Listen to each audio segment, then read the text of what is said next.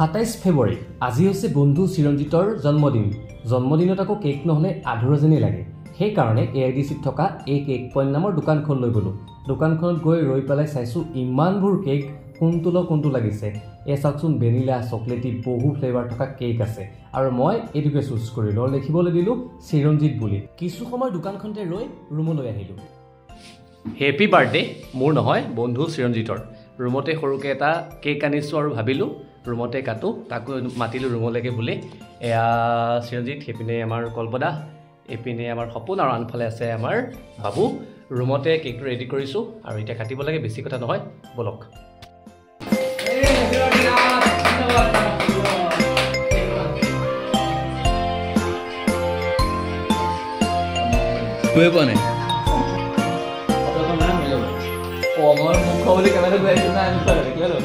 চিৰঞ্জিতৰ birthday কেকটো বৰ সোৱাদ আছিল।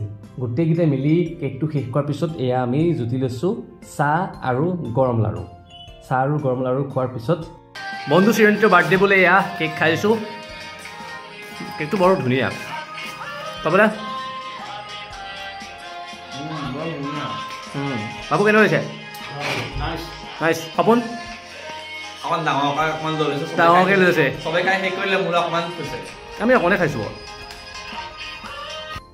এনেদৰে গোটেইকেইটা বন্ধু আজি লগ হ'লোঁ আৰু বন্ধু চিৰঞ্জিতৰ উপজা দিন আমি আনন্দ স্ফূৰ্তিৰ মাজেৰে উদযাপন কৰিলোঁ।